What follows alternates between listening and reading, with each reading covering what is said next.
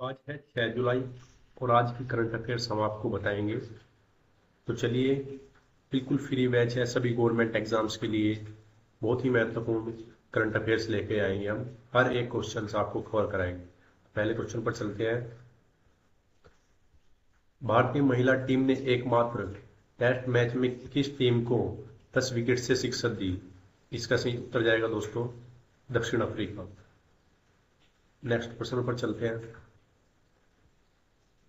इसकी थोड़ा सा डिस्क्रिप्शन देख लेते हैं। भारत ने अपने टेस्ट इतिहास की शुरुआत 33 टेस्ट में से सिर्फ 2 जीते थे। अब उसने अपने पिछले 8 टेस्ट में से 6 जीत लिए। भारत ने लगातार तीसरी बार टेस्ट जीता है। इससे पहले पिछले साल दिसंबर में ऑस्ट्रेलिया और इंग्लैंड के खिलाफ खेले एक एक टेस्ट जीते थे। भारत ने लगातार 3 टेस्ट मुकाबले दूसरी बार जीते हैं। अगला प्रश्न है दोस्तों। महाराष्ट्र में विधान परिषद चुनाव लड़ने जा रही बीजेपी नेता पंकजा मुंडे को लोकसभा चुनाव में किस सीट से हार मिली थी? इसका सही उत्तर जाएगा दोस्तों ऑप्शन सी बीड़। अगले प्रश्न पर चलते हैं दोस्तों और जिसका डिस्क्रिप्शन देख लेते हैं थोड़ा सा। महाराष्ट्र में विधान परिषद के चुनाव के लिए बीजेपी ने 5 उम्मीदवारों के नाम का ऐलान किया था। इस लिस्ट में पंकजा मुंडे का नाम शामिल है। पंकजा मुंडे ने बीड़ सीट से लोकसभा चुनाव लड़ा था और वो हार गई थी। बीजेपी ने मुंडे के बाद योगेश तिलेकर, परिणय फूके, अमित गोरखे और सदाभाऊ खोत को उम्मीदवार बनाया है। अगला प्रश्न है दोस्तों। हाल ही में फ्रांस के राष्ट्रपति चुनाव के पहले चरण में कौन सी पार्टी आगे है? इसका सही उत्तर जाएगा दोस्तों नेशनल रैली पार्टी। अगले प्रश्न पर चलते हैं दोस्तों। देख लेते हैं इसका डिस्क्रिप्शन। तो फ्रांस के राष्ट्रपति पद की अंडोरा के सह राजकुमार को 5 साल के कार्यकाल के प्रत्यक्ष लोकप्रिय वोट द्वारा चुना जाता है। यदि कार्यकाल 5 साल की अवधि समाप्त होने से पहले खाली हो जाता है तो नए 5 साल के कार्यकाल के लिए चुनाव आयोजित किए जाते हैं। आमतौर पर रिक्ति 20 से 35 दिनों के भीतर कर दी जाती है फ्रांस के राष्ट्रपति चुनाव के लिए। अगले प्रश्न पर चलते हैं दोस्तों।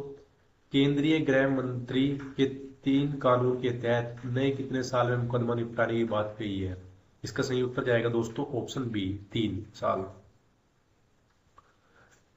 उन्होंने यह भी कहा कि किसी मामले में एफआईआर दर्ज होने से सुप्रीम कोर्ट तक 3 साल में न्याय मिल सकेगा। केंद्रीय गृह मंत्री ने कहा कि नए कानूनों में 7 साल या उससे अधिक की सजा वाले अपराधों में फोरेंसिक जांच को अनिवार्य किया गया है। इससे न्याय जल्दी मिलेगा और दोष सिद्धि दर को 90% तक ले जाने में सहायक होगा। अगले प्रश्न पर चलते हैं दोस्तों। देश में लागू नए आपराधिक कानून के तहत पहला मामला किस शहर में दर्ज किया गया? इसका सही उत्तर जाएगा दोस्तों ऑप्शन ए ग्वालियर। अगले प्रश्न पर चलते हैं दोस्तों। आईसीसी की T20 अंतर्राष्ट्रीय ऑलराउंडर रैंकिंग में शीर्ष पर पहुंचने वाले पहले भारतीय क्रिकेटर कौन बने? कमेंट बॉक्स में जल्दी इसका उत्तर बताइए। इसका सही उत्तर जाएगा दोस्तों हार्दिक पांड्या। हाल ही में हार्दिक पांड्या का ब्रेकअप भी हुआ है बताया जा रहा है।